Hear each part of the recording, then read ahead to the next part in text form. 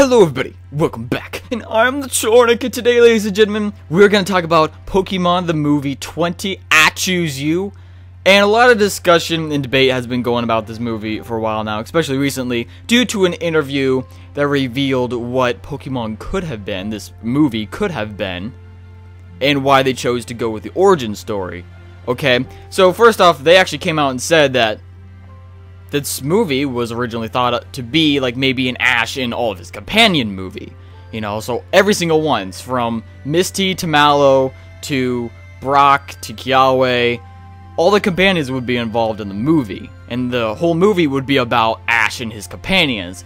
Perhaps maybe saving the world, or just a bunch of cameos and showing, you know, major events throughout his anime series. You know what I'm saying?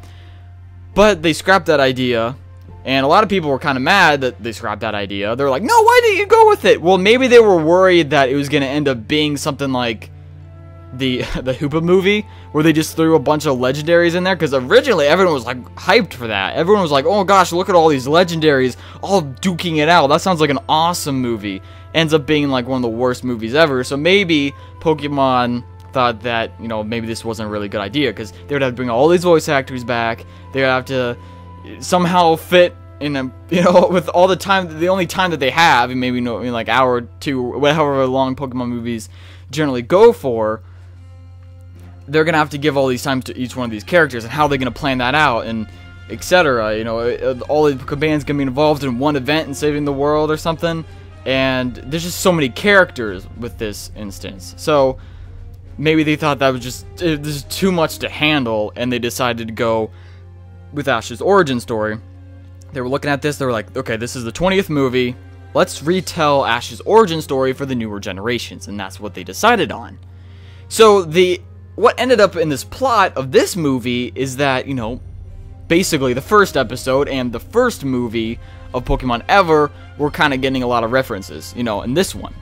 So what happened basically, these are a bit of spoilers. If you don't want to hear it, I recommend you come back later, but yet again, Pokemon, the English version, is not going to come out for quite some time, so I don't think it matters too much, but you could do what you want, you know what I'm saying? But ladies and gentlemen, with that being said, the plot of this movie was that, you know, basically it was the first one. It was Ash's origin story. The purpose was to tell everyone else about Ash and Pikachu, tell the newer generations. Why is it so important that Ash and Pikachu are together? You know, why is their bond so strong, etc.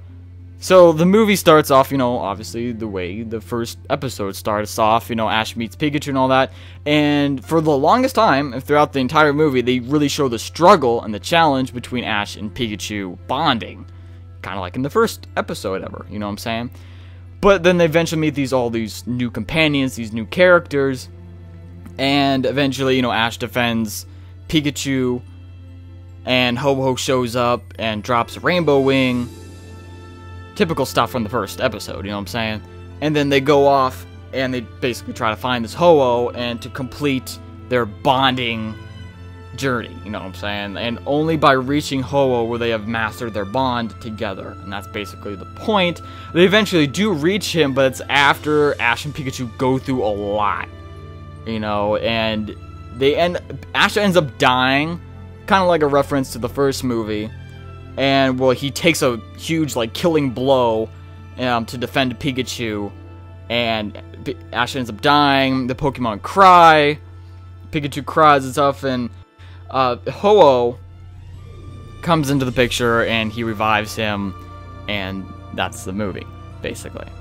The other companions, the other new characters that come to the picture, they have really no point in being there other than just kind of marketing the different generations. And that's it.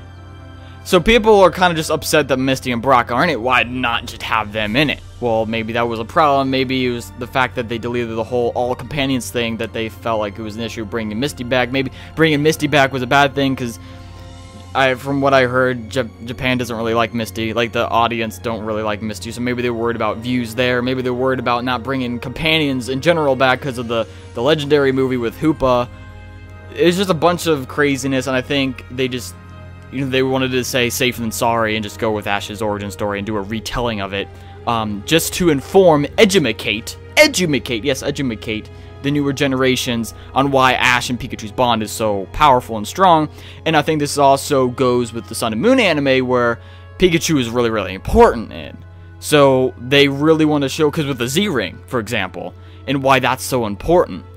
And I think that's what they ultimately decided, that this is the best option to go. People need to have a reference to what Ash's origin story is. Why is Ash and Pikachu's bond so important? And that's why they decided to go with this. So nonetheless, ladies and gentlemen, post it in the comment section below your thoughts and feelings about this.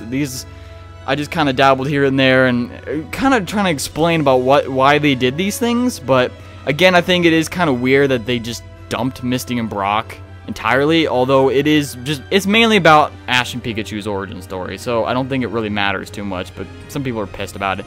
Nonetheless, all the companions are featured in the credits of the movie, so you at least have that to look forward to see all the non-speaking role companions in the credits. But nonetheless, ladies and gentlemen, thank you for watching. I love you all. Can't wait to see you guys in the next episode. Make sure you subscribe and follow me on Twitter. I love your faces. Peace out! Thank you very much.